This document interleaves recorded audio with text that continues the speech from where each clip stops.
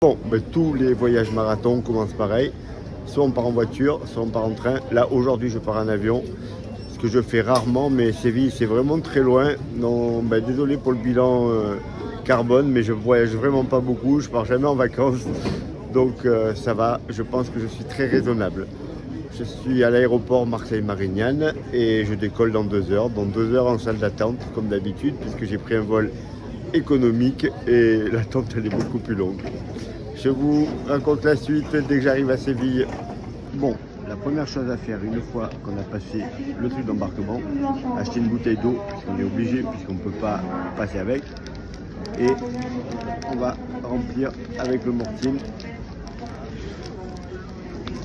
Voilà, on est parti pour faire la recharge glucidique. Parce que là, je suis vendredi et on est en plein dedans. Voilà. Il n'est pas mis partout, c'est une bonne chose.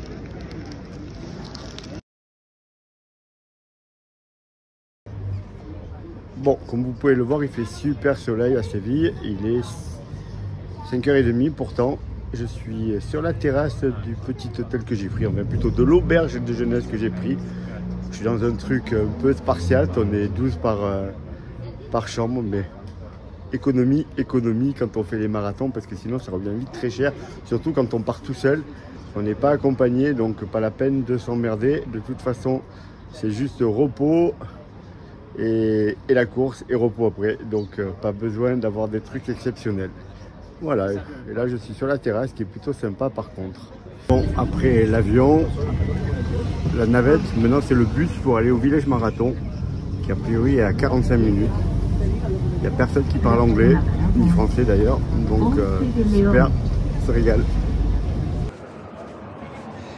Alors, bah voilà, c'est par là-bas. Alors, est-ce que le village marathon il est beau ou pas? On va voir ça.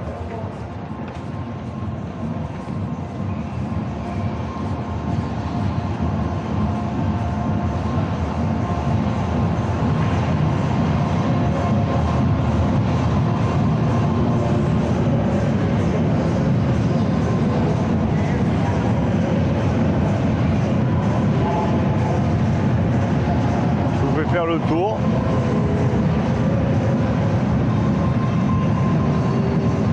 Et après j'irai récupérer mon dossard.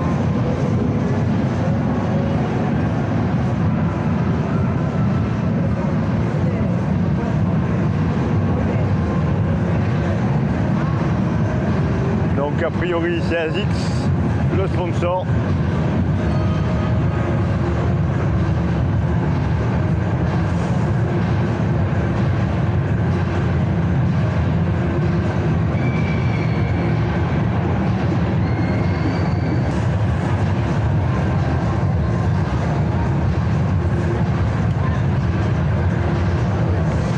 J'achète à manger d'ailleurs. On verra tout à l'heure.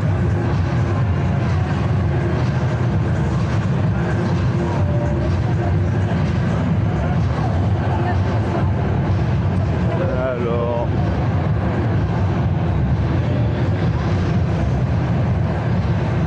Bon, il y a des stands un peu de partout. Rien de plus ni rien de moins qu'ailleurs. C'est pas énorme. C'est un petit village. Mais je vais déjà aller récupérer mon dossard.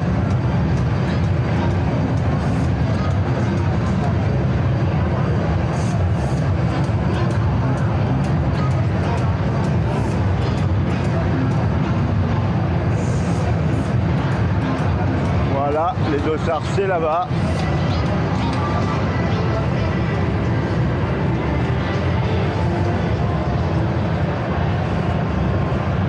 Alors normalement j'ai un petit papier, si tout va bien. J'ai bien dit normalement.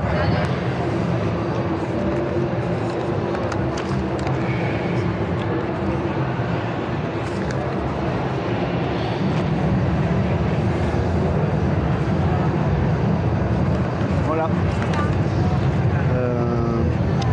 The number of your 917, I think. my truck. Okay, it's Gracias. Okay.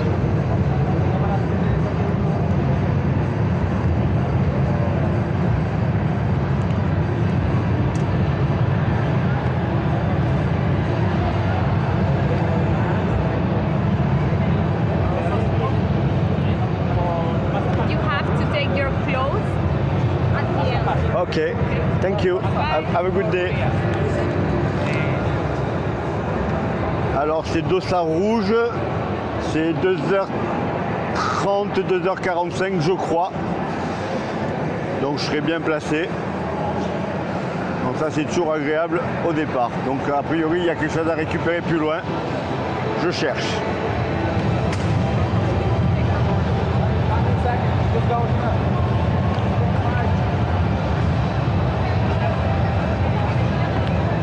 Voilà, a priori c'est là.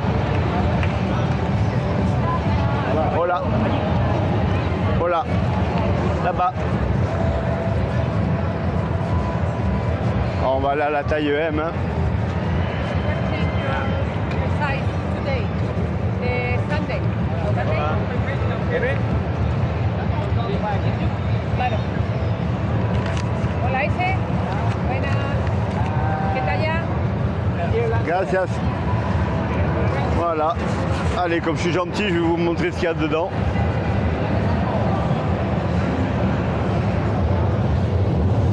Hop, on va poser tout par terre. Alors il y a un t-shirt ASICS. Alors, il y a pire. Sympa. Oh bah sinon il y a des conneries, de la pub, c'est tout. Non, il n'y a que le t-shirt, mais c'est déjà bien, il est sympa.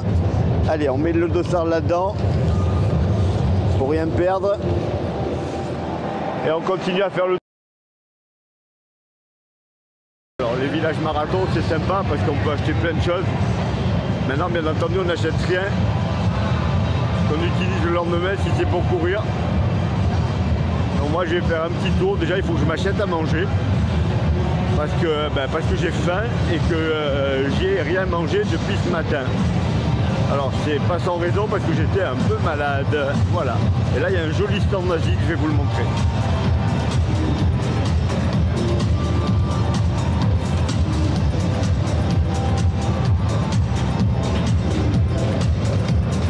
Alors je suis pas du tout ASICS.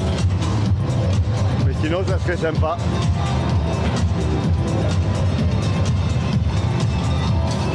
Il y a des tapis, je sais pas pourquoi faire, pour tester les chaussures. Très beau le stand. Et là, on peut faire des photos si on a envie.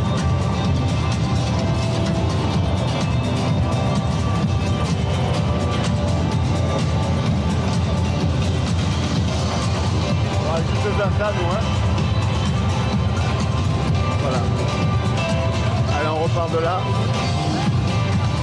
Beaucoup de bruit bien entendu.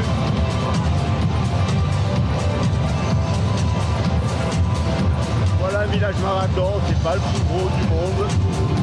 Bon, il a l'air sympa, donc je vais déjà me trouver à manger, regarder s'il n'y a pas des affaires à faire quand même. Et puis ça ira pour aujourd'hui, hein, parce qu'après je vais rentrer. Alors j'ai une chambre dans une auberge de jeunesse. On est tous dans la chambre. C'est un peu nuit, c'est un peu glauque, mais c'est pas grave.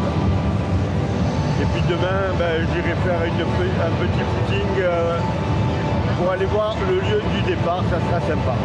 Allez, je vous laisse, à plus. On continue la recherche du midi, que ce soir c'est resto italien, spaghetti, parce qu'ils ont que ça.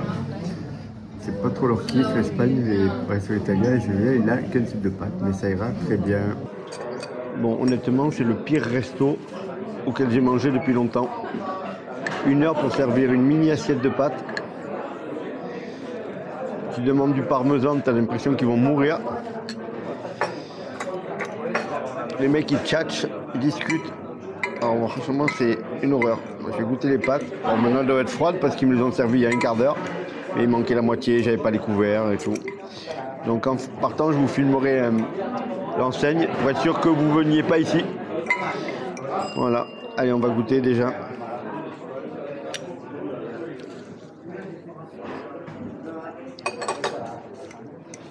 Ouais, bon, bah, elles sont ni bonnes ni mauvaises. C'est des pâtes. Ça ira très bien pour ce soir. Voilà, bah, je vous filme l'enseigne en partant pour vous éviter cette galère. Les mecs, ils ont un resto italien, ils ont plus de pâtes en fait. Puis ils ont pas de sauce non plus.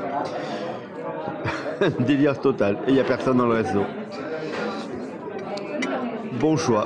J'ai fait un très très bon choix. Donc voilà, si vous venez à Séville, ce resto-là, vous y mettez pas les pieds. C'est nul, mais vraiment nul à chier. Hein. 1 heure pour me servir un mini plat de spaghetti, parce qu'ils avaient que ça comme pâte, parce qu'ils n'avaient plus rien d'autre, ils n'avaient pas de sauce. Ils m'ont donné une fourchette et une cuillère, un quart d'heure après m'avoir servi des pâtes. Enfin voilà, une catastrophe. Bon, pas cher, 11 €, mais vraiment pourri. Donc on oublie si on vient à Séville. Bon, comme vous pouvez le voir, mon hôtel, c'est pas le grand luxe. J'ai le lit du bas dans une auberge de jeunesse avec un grand tiroir pour mettre toutes mes affaires. À la kenyenne, à la dure. Au moins, c'est sûr que j'ai pas envie de rester couché le matin de la course. J'aurais qu'une envie, c'est partir. Salut les coureurs, salut les triathlètes, j'espère que tout le monde va bien. Moi, j'ai beaucoup dormi cette nuit, beaucoup plus que d'habitude. Par contre, je me suis réveillé plein de fois parce que je pense que le resto d'hier soir, non seulement il n'était pas terrible, mais en plus il m'a rendu malade. Voilà, je ne vais pas rentrer dans les détails, mais vraiment, ça va pas du tout. Donc aujourd'hui, objectif, me soigner.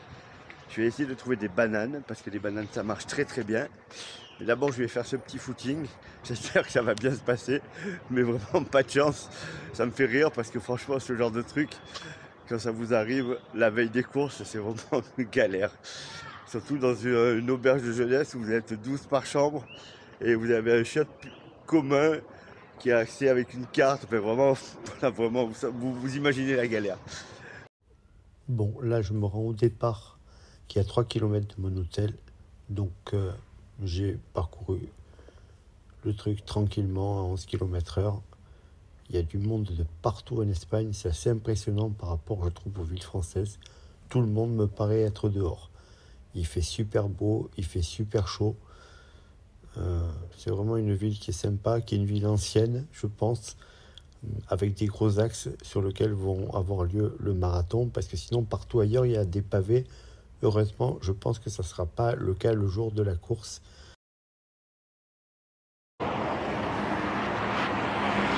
Bon, à mon avis, le départ, c'est par là. Dans l'autre sens.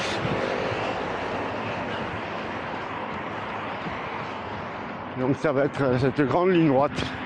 Je suis quasiment sûr. Effectivement, au bout de la ligne droite, je vais trouver les barrières que les employés municipaux sont en train d'installer pour le départ. Et je vais également rencontrer une personne qui parle français et anglais, ce qui est assez rare en Espagne. Il parle vraiment qu'espagnol, surtout dans le sud de l'Espagne, donc c'est assez dur de communiquer pour moi. C'est pas courant les Espagnols qui parlent français et anglais pareil. Il n'y a personne qui parle français. Non mais même pas anglais. Pas anglais non plus. Ouais, les Marocains parlent mieux que... Voilà, non, alors je disais, je trouve pas la ligne bleue du marathon. J'ai compris, mais bon, peut-être ils vont la marquer. Ah, ça me paraît tard pour la marquer, c'est pour ça, donc, ou alors ça part, donc, en tout cas... Non, c'est pas pour me perdre, c'est pour savoir dans quel sens ça partait pour regarder le départ. Merci en tout cas. Donc pour venir d'ici, pour rentrer d'après ce qu'on m'a dit, il faut rentrer dans le parc. Le parc. Ouais, mais je viendrai à l'avance, c'est juste. Je suis à 3 km, donc ça sera parfait pour l'échauffement. Merci beaucoup. Au revoir. Bon, ben, il parlait français aussi, et voilà, donc c'était top. Ce qui est assez rare dans le coin. Donc demain matin, je reviens là, je vais marquer l'emplacement. Et comme ça, je suis peinard. Maintenant, on rentre tranquillement. C'est un peu par ailleurs.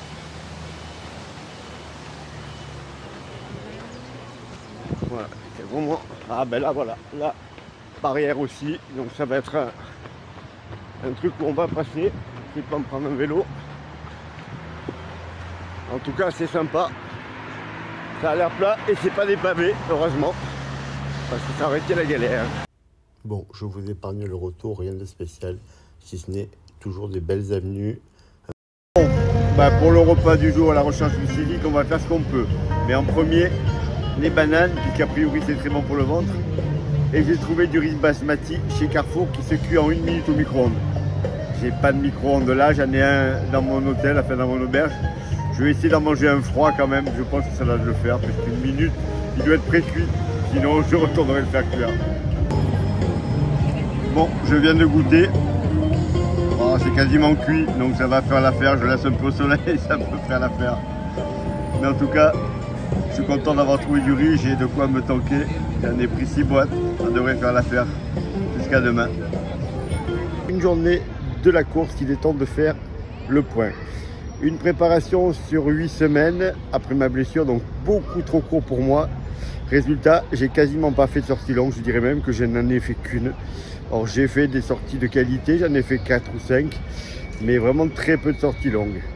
Je me suis fait la cheville il y a 10 jours, j'ai toujours mal mais je peux courir. J'ai 2 kilos de trop. Je suis malade comme un chien depuis hier parce que j'ai mangé quelque chose qu'il ne fallait pas. Donc on pourrait penser que je suis au fond du trou. Ben non, parce qu'en fait je vais prendre du plaisir sur cette course, je ne vais pas me prendre la tête. Je sais que je ne vais pas faire la perf du siècle.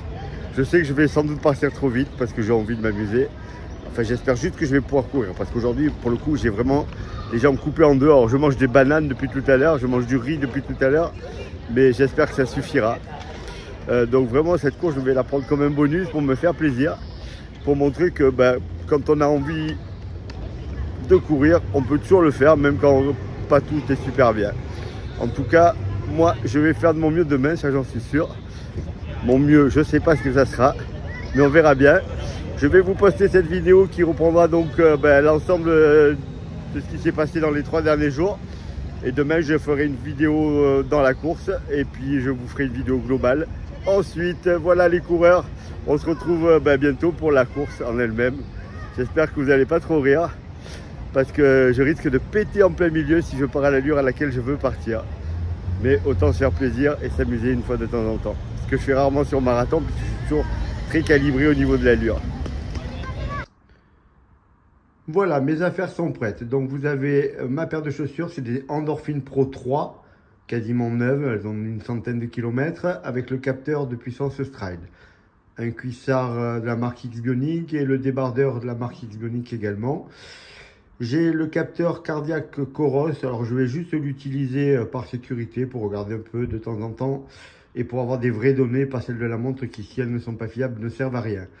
Une ceinture Compressport dans laquelle je vais mettre tous mes gels de la marque Mortine, merci à Nutribay d'ailleurs. Et à droite, vous avez le malto de Mortine que je vais prendre demain matin jusqu'au départ. Voilà, tout est prêt. Maintenant, il faudrait que j'ai des bonnes jambes demain. Sinon, tout ça ne servira à rien, bien entendu. Les coureurs, salut les triathlètes. Il est 6h30. Je suis réveillé depuis 45 minutes. Le temps d'aller aux toilettes et de me préparer tranquillement, ce qui est déjà fait. Je vais maintenant me rallonger pendant encore 15-20 minutes et puis après on va se rendre au départ du marathon dans la chambre où je suis, puis on est une dizaine, il y a au moins 5-6 coureurs qui sont également en train de se préparer, donc tout le monde s'est réveillé très tôt. Voilà, je sais pas si je suis bien ou pas bien, on verra tout à l'heure, aucune idée, c'est très tôt pour moi. Voilà, on a fait un petit échauffement avec François qui était à l'hôtel avec moi. Voilà, 2,5 km et là on arrive à l'endroit où je pense qu'il y a les tentes pour déposer les affaires. Il fait très bon. Ça devrait être tranquille, le départ dans 1 heure environ. Rien de spécial. Donc là, pour ceux qui ne connaissent pas, vous avez des tentes où vous déposez votre sac avec vos affaires qui est lié à votre numéro de dossard. Moi j'ai le 917, donc je déposerai mon sac ici tout à l'heure. Je vais attendre encore un petit peu parce que il ne fait pas super chaud non plus, même si tout le monde est en short. Je vais attendre au moins 20 minutes. Bon, là je suis à la recherche du sas. Donc j'avance. Là, c'est 3h, 3h45, je suis plus loin.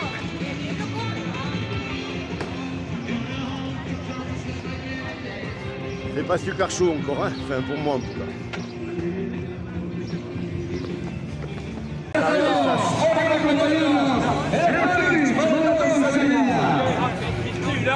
Voilà.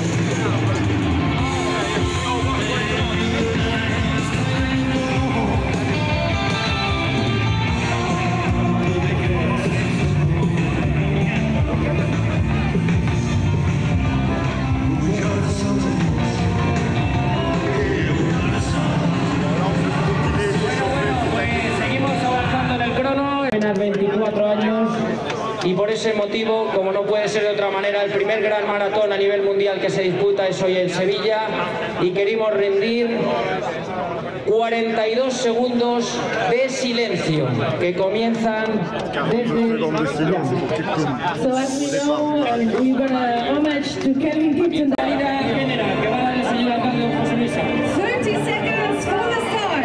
30 secondes pour le départ. 30 secondes pour la montée.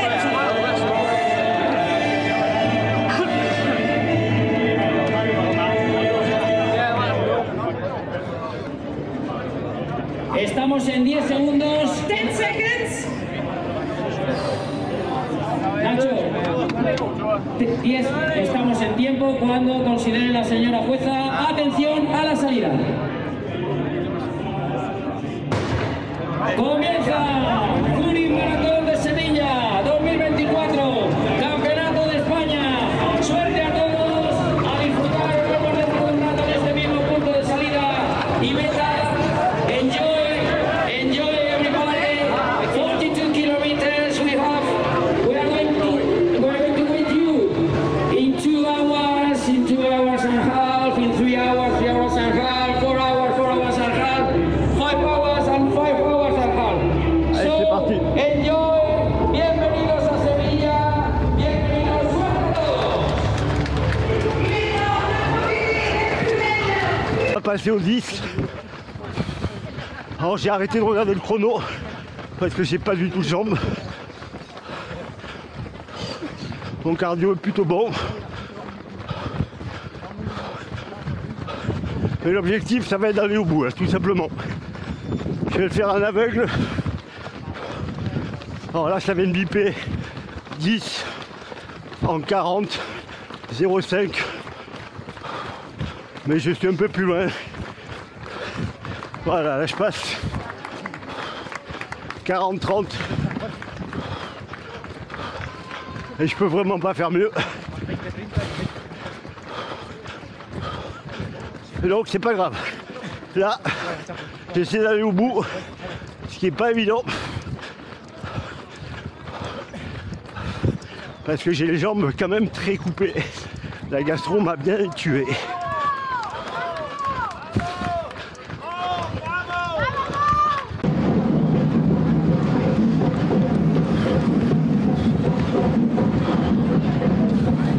Alors là ça tourne pas bien du tout parce que j'ai ma vieille blessure à la cuisse, à l'ischio droit qui s'est réveillée.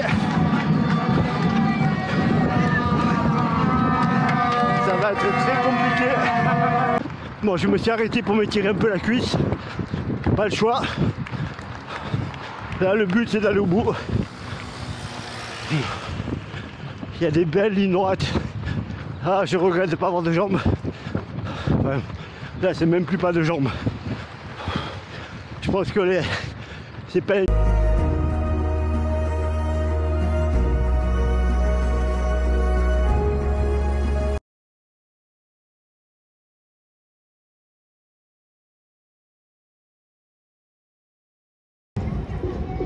Bon, ben alors, le ventre j'ai réussi à le guérir. Par contre, début de contracture aux alentours du 15e kilomètre et qui s'est transformé en déchirure au 25e. Donc impossible de continuer de courir. Alors j'ai pas abandonné parce que j'aime pas ça. J'ai fini en marche-course juste pour passer la ligne parce que par rapport à mes coureurs, j'avais pas envie d'arrêter. Mais donc c'est même pas un échec, c'est juste une course que j'ai pas faite. Sinon Séville c'est pas mal. Franchement, alors vous aurez peut-être le début du parcours au moment où vous verrez la vidéo, vous le saurez parce que ma caméra est morte pendant la course. J'avais pris le boîtier, j'avais tout pris, elle a tenu 10 minutes et puis plus rien. Donc il y aura peut-être le passage au 10 et le passage au 15 et après plus rien. Je suis vraiment désolé.